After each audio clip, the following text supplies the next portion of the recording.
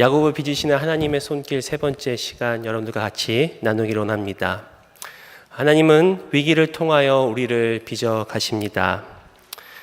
우리에게는 누구나 다 위기가 찾아옵니다. 위기는 그렇게 그다지 반갑지 않은 손님입니다. 특별히 갑작스럽게 찾아오는 위기는 더더욱 그렇습니다. 우리는 위기가 찾아올 때마다 잘 대처해야 할 능력과 또 지혜가 필요한 것을 알 수가 있습니다. 오늘 읽은 본문 창세기 32장에서 야곱은 그의 인생에서 또 가장 큰 위기를 당하고 있습니다. 그가 그의 고향을 떠나 광야로 내어지고 또 외삼촌 라반에서 20년간의 그런 연단의 시간을 거친 후에 또 하나님의 은혜와 인도하심으로 다시 고향으로 돌아가게 됩니다. 바로 그때에 그의 형 에서가 400명을 거느리고 야곱을 찾아온다고 성경은 기록하고 있습니다. 창세기 32장 6절에 사자들이 야곱에게 돌아와 이르되 우리가 주인의 형 에서에게 이른즉 그가 400명을 거느리고 주인을 만나려고 오더이다. 이러한 위기 앞에 야곱은 바로 대처를 합니다. 그래서 동행자와 양과 소와 낙타를 두 떼를 나누어 스스로를 보호하죠. 32장 7절 8절에 야곱이 심히 두렵고 답답하여 자기와 함께한 동행자와 양과 소와 낙타를 두 떼로 나누고 이르되 에서가 와서 한 떼를 치면 남은 한 떼는 피하리라 하고, 또 야곱은 하나님 앞에 간절히 기도를 합니다. 32장 11절에 내가 주께 간구하오니 내 형의 손에서 에서의 손에서 나를 건져내시옵소서. 내가 그를 두려워하면 그가 와서 나와 내 처자들을 칠까 겁이 나기 때문이니이다. 우리가 믿는 자로서 우리에게 위기가 닥쳐왔을 때 민첩하게 그 위기를 대처할 수 있는 지혜와 능력이 필요하고 또 하나님 앞에 간절히 기도할 수 있어야 합니다. 특별히 야곱은 오늘 본문에서 그러한 모습들을 또 특별히 하나님 앞에 절박하게 기도하는 모습들을 우리에게 보여주고 있지 않습니까?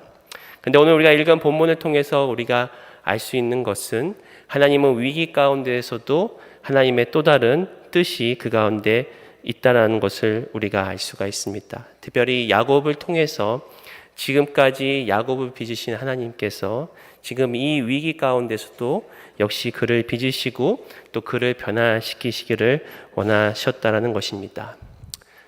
우리가 위기를 당할 때 그 위기만을 벗어나고자 하나님께 기도하고 또 기도해야 하지만 그 위기를 넘어서서 상황을 넘어서서 우리에게 역사하시는 그 하나님의 손길을 우리는 바라볼 줄 알아야 한다는 것입니다.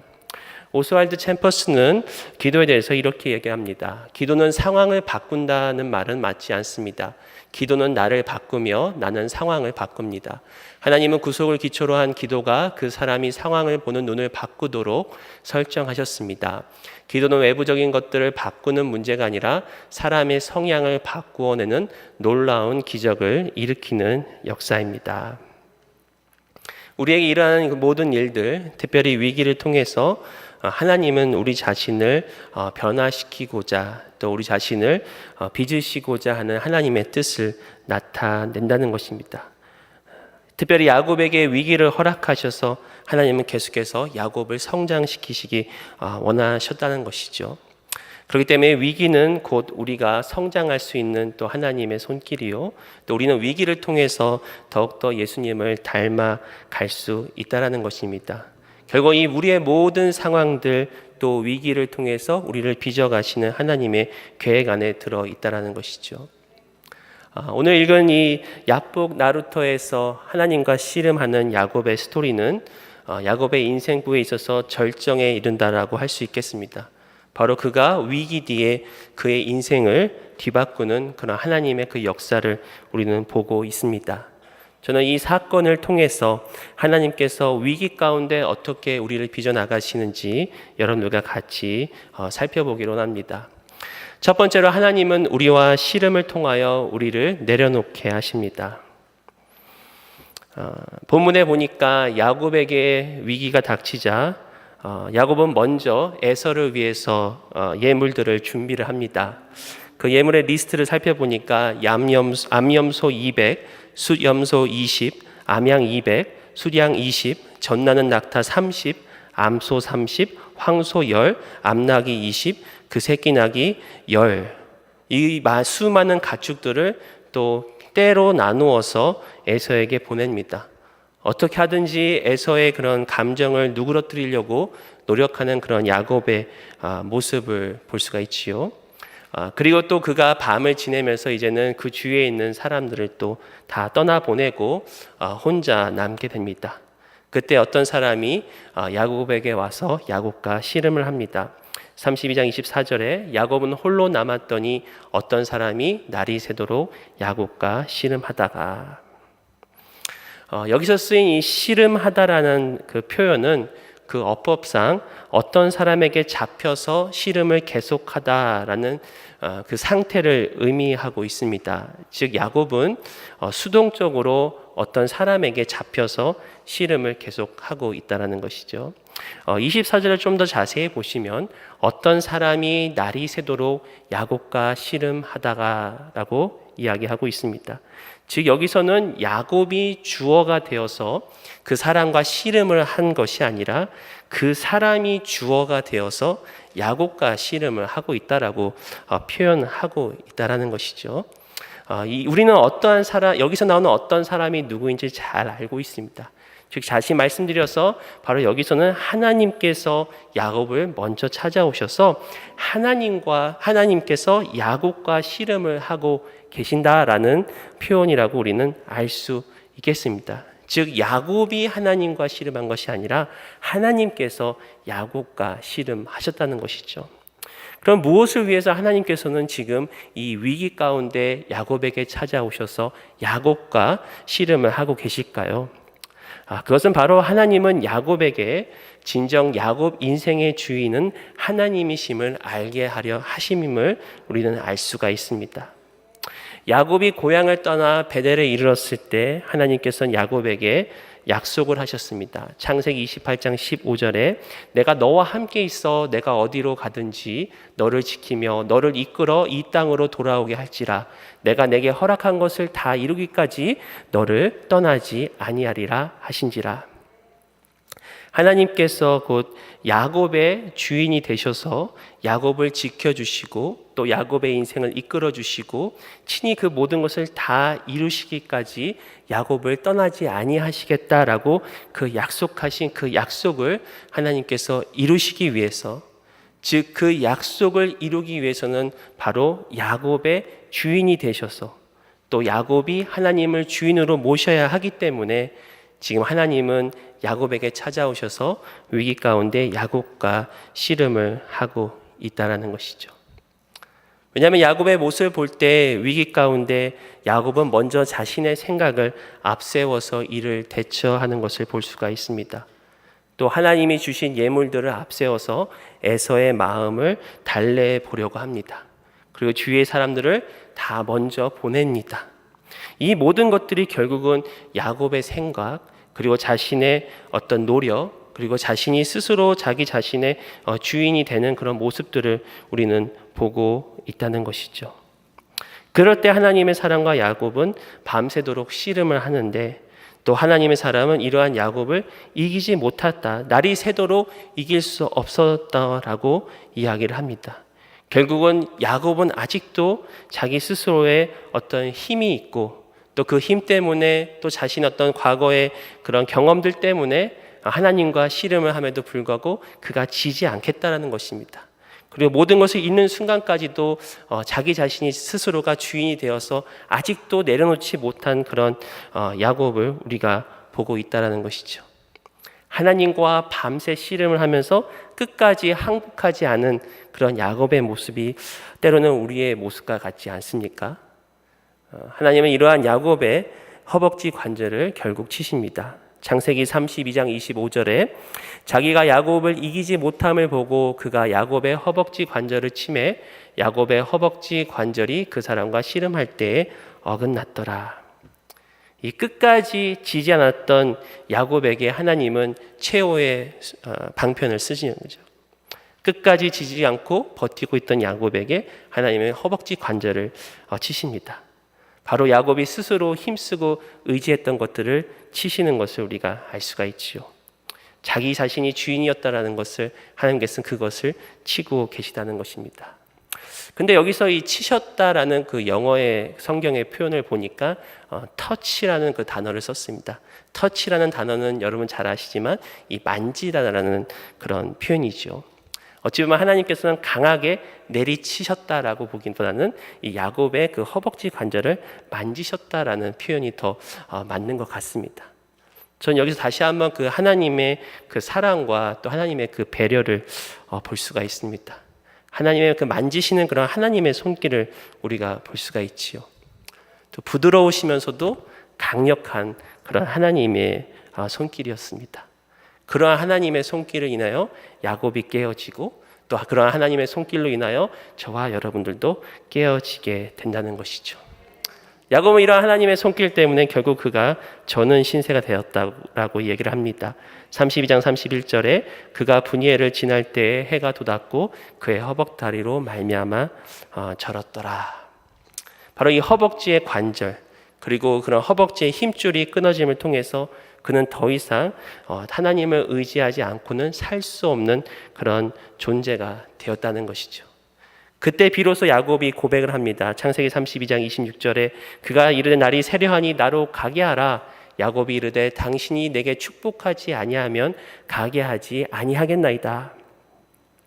하나님의 사람이 날이 새려고 하니까 이제 야곱을 떠나려고 합니다. 지금까지 하나님께 붙들려 밤새도록 하나님과의 씨름에 지지 않았던 이 야곱이 허벅지를 맞고 나서야 이제 정신을 차리게 됩니다. 지금 자기가 붙들고 있는 사람이 누구인지 깨닫게 되었다는 것이죠. 그리고 이제는 지금까지는 하나님께서 야곱을 붙들고 씨름하셨지만 이제는 되려 야곱이 하나님을 붙잡습니다. 그리고 하나님께 간구합니다. 내게 축복하지 아니하면 하나님 가게 하지 아니하겠나이다. 또 우리 여기서 야곱이 하나님께 드리는 끈질긴 기도의 모델을 보게 됩니다. 분명 야곱은 하나님께 간구하게 되죠. 그리고 하나님께 끈질기게 기도해서 또 하나님의 축복을 받게 됩니다. 그러나 우리는 이런 단순한 축복을 받은 야곱보다 조금 더 깊이 그 의미를 좀 생각하기 원합니다. 왜냐하면 먼저 지금 야곱은 위기 앞에 있습니다. 그리고 그가 이미 전에 하나님께 그 위기로부터 구원해 달라고 하나님께 간구하였습니다. 그런데 지금 그의 앞에 하나님의 사람이 서 있고 그리고 하나님의 사람이 그의 허벅지 관절을 쳐서 그 사람이 누구인지를 깨달았습니다. 만약에 이러한 위기 가운데 하나님의 사람이 앞에 있었더라면 우리 같으면 다시 하나님께 기도했을 것입니다. 하나님, 제가 지금 이러한 위기에 빠져 있습니다. 저를 구원해 주세요. 그러나 오히려 야곱은 하나님 앞에 저를 축복하지 아니하시면 하나님을 가게 하지 아니하겠나이다라고 그가 기도하고 있다라는 것입니다. 그렇다면 여기서 야곱이 그 위기 가운데서 하나님께 구했던 그런 축복이 무엇일까요? 축복이란 히브리어로 바라크라는 단어입니다. 이 바라크는 축복하다, 복을 주다, 찬양하다 또는 무릎을 꿇다라는 그런 의미를 갖고 있습니다. 이 의미를 보았을 때 야곱은 하나님 앞에서 축복을 빌면서 동시에 하나님 앞에 무릎을 꿇고 있다라는 것을 의미를 우리가 발견할 수 있습니다. 즉 야곱은 하나님을 붙잡고 하나님 앞에 무릎을 꿇고 하나님께 항복을 선언하고 있는 것입니다. 단순히 그의 앞에 있는 위기의 문제를 해결하기 위하여 간구하는 것이 아니라 진정한 복, 즉 하나님이 함께 계셔서 그리고 하나님이 야곱의 주인 되시는 그 복을 깨닫고 하나님께 그 복을 지금 간구하고 있는 것입니다. 시편 73편 28절에 하나님께 가까이함이 내게 복이다 라고 고백했듯이 바로 하나님이 야곱과 함께 하시고 하나님이 야곱의 주인 되시는 것이 진정한 복이라는 것이죠. 야곱은 이것을 하나님과의 씨름을 통해서 배우게 됩니다. 그리고 그가 진정 내려놓음을 통과하게 된다는 것이죠. 바로 예수 그리스도께서는 우리의 구주가 되십니다. 이는 바로 예수님께서 우리의 구세주와 더불어 우리의 주인이 되신다는 것이죠. 우리가 흔히 예수님께서 우리의 구원자가 되신다는 사실은 잘 받아들입니다. 그러나 구원자와 더불어서 예수님은 우리의 주인이 되신다는 것이죠. 그렇기 때문에 예수님의 제자들은 사도행전에서 예수님에 대해서 이렇게 고백을 합니다. 너희가 십자가에 못 박은 이 예수를 하나님이 주와 그리스도가 되게 하셨느니라 하니라. 바로 예수님은 우리를 구원하시고 예수님은 우리의 주님이 되신다는 것이죠. 그래서 바로 예수님께서 우리를 구원하셔서 우리 인생의 주인으로 우리를 이끌어 가십니다. 사형리 전도지를 보면 그 마지막 부분에 두 가지의 그림이 있습니다. 한 가지 그림은 우리 그 마음의 중심의 의자에 내가 앉아 있는 그림입니다. 그리고 예수님은 내 인생의 밖에 계시는 그림입니다. 우리 인생의 중심에 내가 있고 또 내가 주인 되어서 나의 인생을 이끌기 때문에 그러한 사람은 자주 좌절과 혼란에 빠지게 됩니다. 반면에 우리 중심의 의자에 예수님이 앉아 있는 그림이 있습니다. 그리고 예수님께서 우리의 주인이 되셨기 때문에 그 사람은 모든 일 가운데 하나님의 계획대로 또 하나님의 그 은혜 가운데 그 풍성함을 누리게 되는 것입니다. 바로 이러한 삶이 진정한 축복된 삶이라는 것을 우리가 알 수가 있습니다. 즉 하나님 앞에서 우리 자신을 내려놓는 것은 우리 자신을 부인하고 내려놓고 그리고 하나님의 뜻을 구하며 또 하나님이 우리의 진정한 주인이 되신다는 의미입니다. 존 칼빈은 이렇게 얘기합니다. 인간 파멸의 가장 확실한 출처가 제 뜻에 복종하는 것이듯이 인간의 유일한 안식처는 다른 의지와 지혜를 일절 버리고 주께서 어디로 이끄시든 그분을 따르는 것이다. 자아를 버리고 내 마음의 모든 에너지를 하나님을 섬기는 데 바치는 것이야말로 그 첫걸음이 돼야 한다. 바로 하나님께 모든 것을 바치는, 즉 내려놓음과 또 자기의 부인이 우리의 영성을 형성하는 데 있어서 가장 기초적이면서도 가장 중요하다는 것을 알 수가 있습니다. 야곱이 위기의 순간에 하나님을 만나 밤새 씨름하며 또 그의 관절을 맞아 어긋나면서까지 내 자신을 내려놓고 하나님 주인 되셨던 그 축복, 이와 같이 우리 자신도 예수님을 우리 주인으로 모시고 또 예수님의 인도하신 대로 예수님께서 이끄신 대로 나가는 그런 삶이야말로 진정한 축복임을 기억하기를 원합니다. 두 번째로 하나님은 우리 자신의 실체를 인정함으로 우리를 내려놓게 하십니다.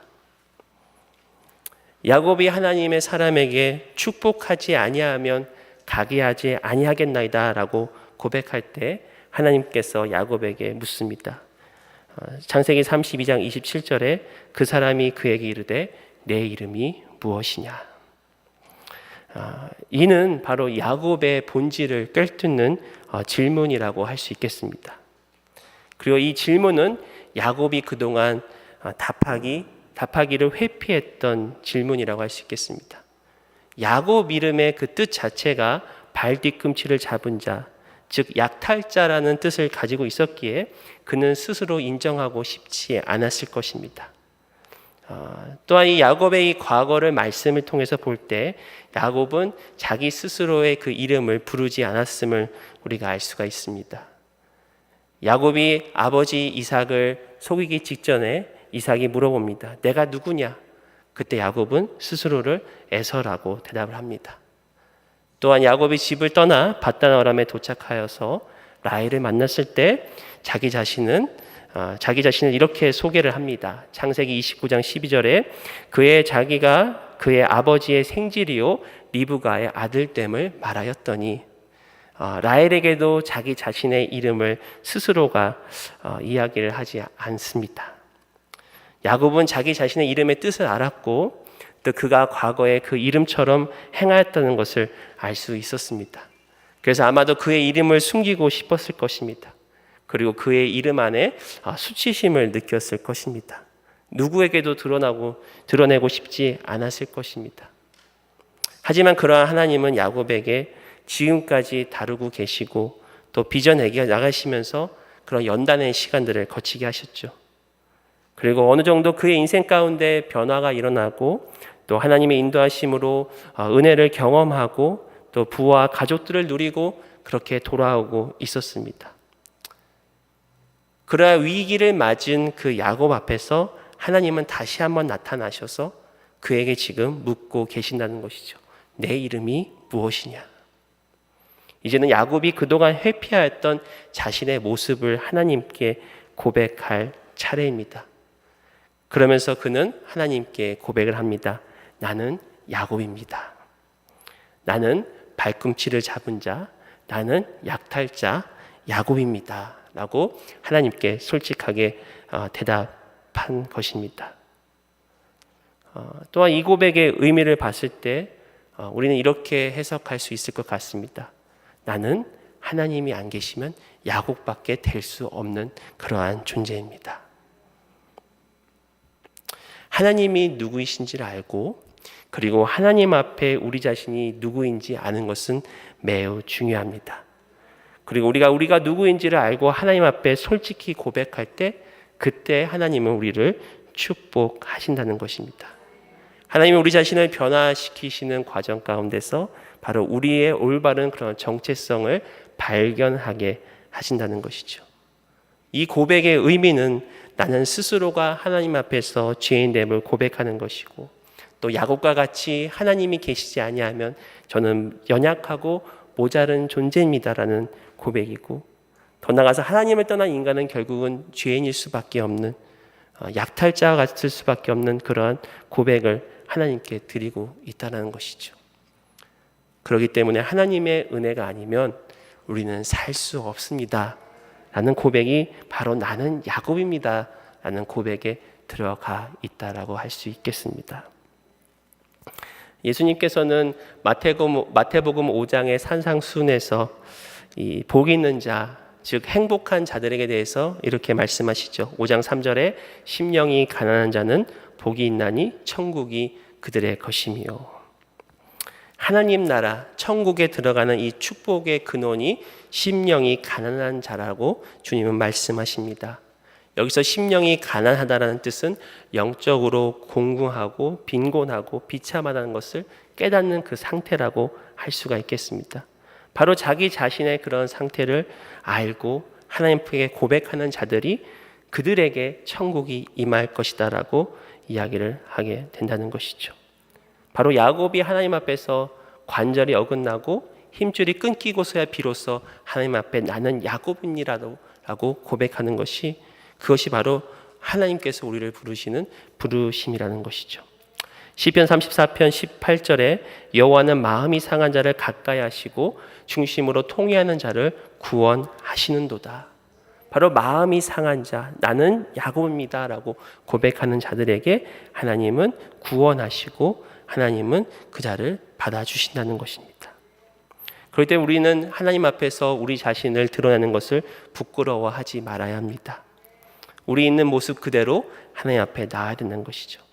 때로 우리 자신을 볼 때 아플 수 있습니다. 실망스러울 수 있습니다. 수치스러울 수 있습니다. 그러나 우리 자신을 먼저 바라보고 또 하나님을 바라볼 때 하나님은 우리를 축복하시고 우리를 회복시켜 주신다는 것이죠. 이 야곱의 이야기를 묵상하면서 예수님께서 말씀하신 탕자의 비유가 생각났습니다.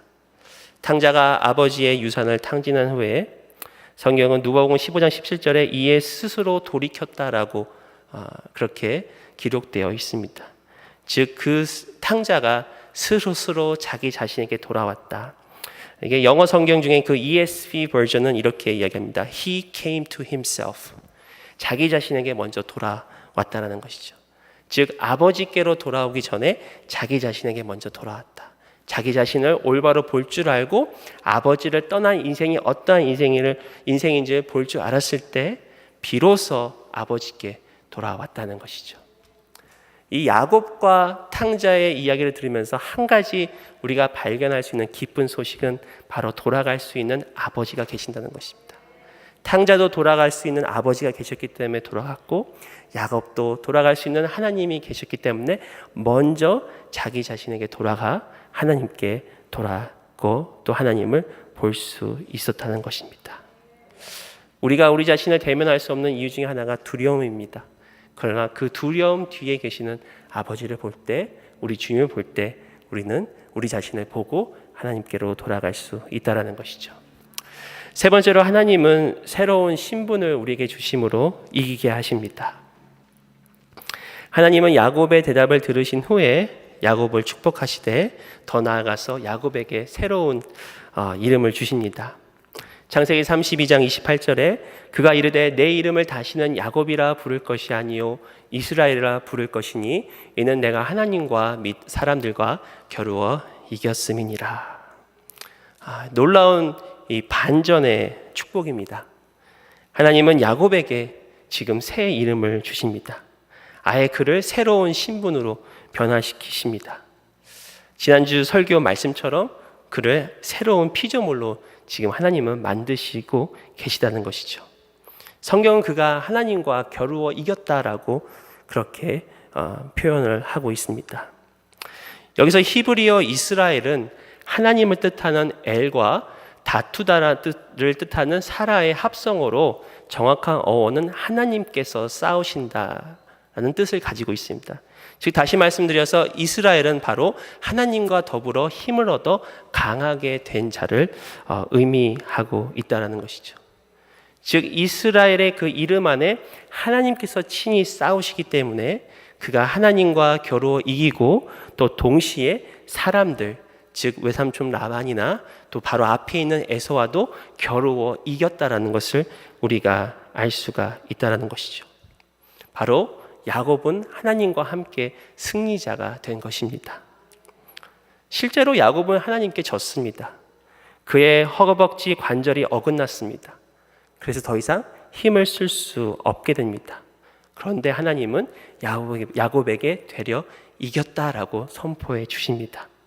야곱이 이기도록 허락해 주신 것입니다. 바로 이것이 반전의 하나님의 은혜요, 반전의 하나님의 역사라는 것이죠. 그러므로 지금부터 야곱은 하나님과 함께 이제 사람도 이길 것이다라고 하나님은 그에게 말씀하고 있습니다. 이 사건이 있은 후에 야곱은 그곳의 이름을 브니엘이라고 짓습니다. 창세기 32장 30절에 그러므로 야곱이 그곳 이름을 브니엘이라 하였으니 그가 이르기를 내가 하나님과 대면하여 보았으나 내 생명이 보존되었다 함이더라.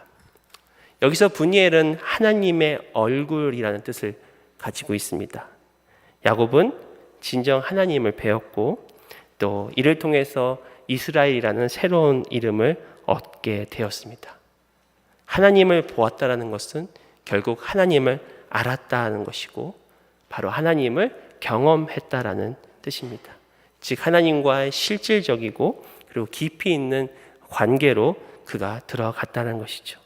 하나님은 이와 같이 우리와 인격적이고 깊이 있는 친밀한 관계를 원하십니다. 하나님과 더불어 이겨서 승리했던 야곱과 같이 우리와 함께 동행하시기를 원하십니다. 그것이 우리가 하나님과 겨루어 이기는 승리의 길입니다. 오늘날 우리에게도 동일하게 주님은 오셔서 우리와 동행하게 원하십니다. 우리를 새롭게 하셔서 우리에게 새로운 신분을 얻게 하신다는 것이죠. 첫 번째로 우리는 십자가에서 새로운 신분을 얻었습니다. 예수님께서 십자가에서 우리 죄를 담당하시고 우리 대신 심판을 받으셨습니다. 그뿐 아니라 우리는 예수님의 죽음과 부활 그리고 영원한 생명 가운데서 행하게 되었습니다. 로마서 6장 3절에서 5절은 이렇게 우리에게 말씀합니다. 무릇 그리스도 예수와 합하여 세례를 받은 우리는 그의 죽으심과 합하여 세례를 받은 줄을 알지 못하느냐. 그러므로 우리가 그의 죽으심과 합하여 세례를 받음으로 그와 함께 장사되었나니 이는 아버지의 영광으로 말미암아 그리스도를 죽은 자 가운데서 살리심과 같이 우리로 또한 새 생명 가운데서 행하게 하려 함이라. 만일 우리가 그의 죽으심과 같은 모양으로 연합한 자가 되었으면 또한 그의 부활과 같은 모양으로 연합한 자도 되리라. 바로 예수님과 함께 죽음과 부활과 영원한 생명에 연합한 저와 여러분은 예수님과 함께 동행하며 또 예수님께서 우리에게 새로운 신분을 허락해 주신다는 것이죠. 그래서 에베소서 2장 4절에서 6절에 긍휼이 풍성하신 하나님이 우리를 사랑하신 그 큰 사랑을 인하여 허물러 죽은 우리를 그리스도와 함께 살리셨고 너희는 은혜로 구원을 받은 것이라. 또 함께 일으키사 그리스도 예수 안에서 함께 하늘에 앉히시니. 바로 하나님께서 우리에게 주신 신분은 예수님과 함께 하늘에 앉아있는 그러한 신분이라는 것입니다. 이러한 신분은 우리가 믿음으로 이미 우리에게 주어 주셨습니다. 하나님께서 야곱에게 이스라엘이라는 이름을 주신 것 같이 우리를 새로운 피조물로 만드셨다는 것입니다. 이제 우리는 이러한 새로운 신분을 알고 인정하고 그 신분을 그대로 살아갈 때 바로 예수님과 함께 동행하며 또 승리하는 우리 한 사람 한 사람이 되는 것입니다. 스튜어트 딘네는 그리스도와 연합이라는 책에서 우리에게 새로운 신분에 대해서 다음과 같이 이야기를 합니다. 사실 바울이 말하고 있는 것은 먼저 우리에게 부여된 새로운 신분을 이해하라. 그런 후에 경험으로 그것의 진리를 주장하라이다. 그러므로 거룩함이란 우리가 노력해서 획득할 수 있는 것이 아니라 새로운 관계가 주는 능력과 역동성으로부터 흘러 들어오는 것이다.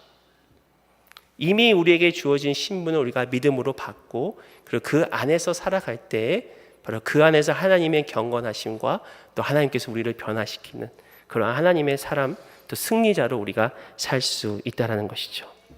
두 번째로 새로운 신분은 우리에게 진정한 자유를 줍니다. 야곱은 하나님으로부터 새로운 이름을 받고 더 이상 형 에서를 두려워하지 않았습니다.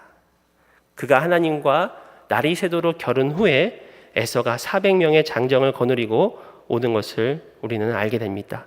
창세기 33장 1절에 야곱이 눈을 들어보니 에서가 400명의 장정을 거느리고 오고 있는지라.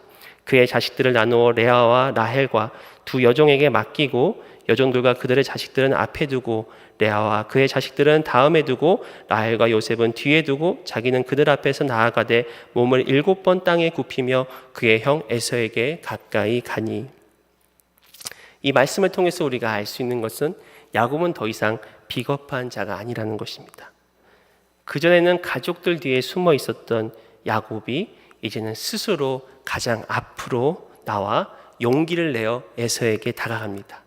그리고 오만했던 야곱이 겸손한 야곱으로 바뀌어 형 앞에서 공손히 7번 땅에 굽힙니다. 겸손하지만 담대한 야곱의 모습을 우리는 보고 있다는 것이죠. 그랬을 때 에서는 야곱을 이렇게 맞이합니다. 33장 4절에 에서가 달려와서 그를 맞이하여 안고 목을 어금 맞추어 그와 입 맞추고 서로 우니라. 지금 이 위기의 자리가 단번에 화해와 회복의 자리로 바뀌었습니다. 또한 그 뒤에 에서와 야곱이 계속해서 대화를 하는데 야곱은 차분하게 에서를 존중하면서도 그의 뜻을 분명히 에서에게 전달하며 에서를 설득하는 모습을 우리는 볼 수 있습니다. 더 이상 속이는 자가 아니고 이기는 자의 모습이라는 것입니다. 야곱은 하나님과 씨름을 하여 변화하였습니다. 새 이름과 새 신분을 얻었습니다. 그리고 그로 인하여 진정한 자유를 얻게 되었다는 것이죠. 형 에서를 향한 두려움으로부터 자유를 얻었습니다. 그리고 자신의 과거의 잘못과 죄로부터 자유를 얻었습니다. 우리 믿는 그리스도인들도 예수님을 영접할 때 우리는 진정한 자유를 얻습니다. 죄와 사망으로부터 자유를 얻습니다. 율법으로부터 자유를 얻습니다. 이젠 더 나아가 세상으로부터 우리는 자유를 얻게 된다는 것입니다. 바로 하나님의 자녀이고 새로운 신분을 가진 저와 여러분들이 예수님의 십자가에서 얻는 진정한 자유라는 것이죠. 세 번째로 새로운 신분은 우리로 하여금 하나님의 풍성한 능력을 누리게 됩니다. 야곱이 에서를 만난 후에 세겜 땅에서 장막을 칩니다. 그리고 그가 그곳에서 처음 제단을 쌓습니다. 33장 20절에 거기에 제단을 쌓고 그 이름을 엘 엘로헤 이스라엘이라 불렀더라. 여기서 엘 엘로헤 이스라엘이란 뜻은 이스라엘의 전능하신 하나님을 의미합니다.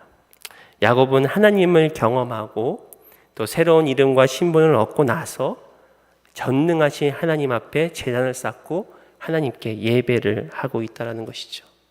바로 전능하신 하나님이란 그 안에 풍성한 능력이 있다라는 것입니다. 하나님께서는 모든 능력이 있습니다.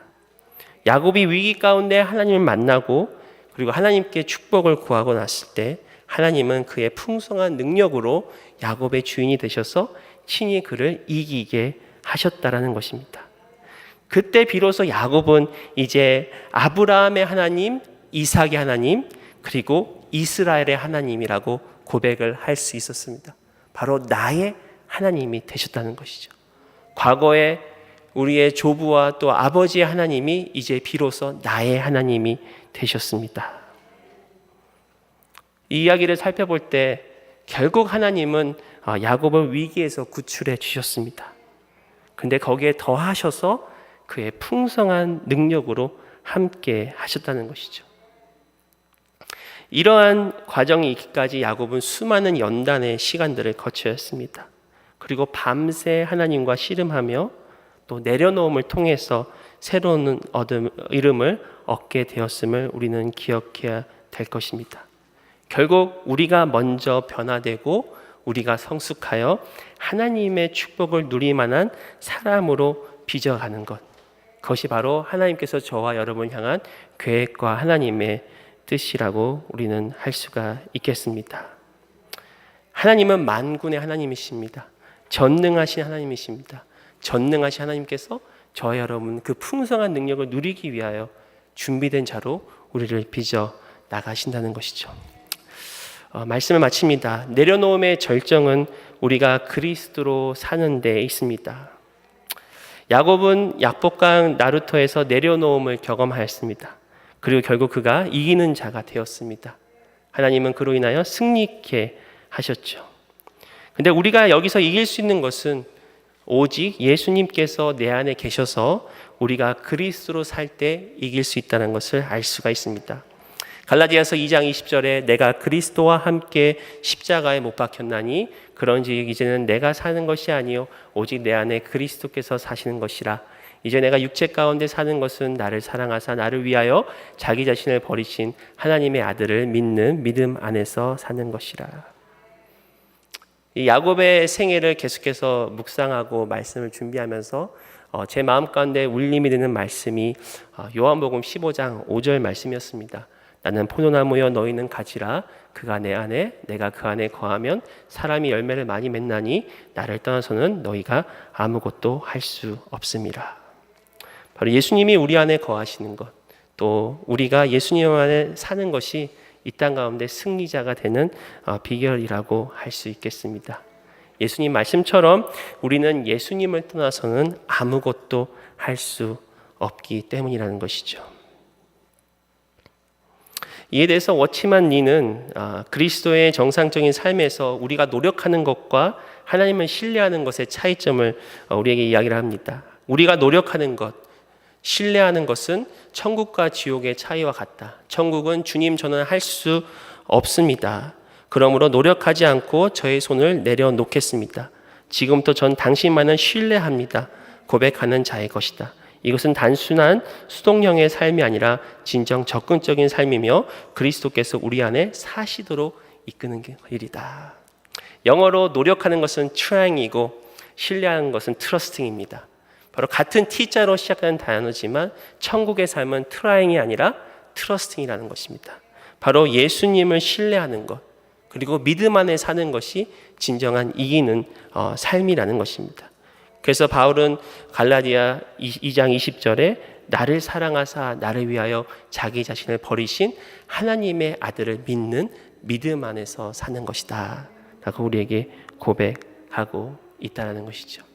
이와 같이 하나님께서 주신 그 신분을 우리가 살아갈 때, 그래서 그것을 주님을 신뢰할 때 우리를 승리케 하신 하나님, 내려놓음을 통해서 진정한 우리의 승리와 자유를 주시는 하나님을 경험하시는 저와 여러분들이 되었으면 좋겠습니다.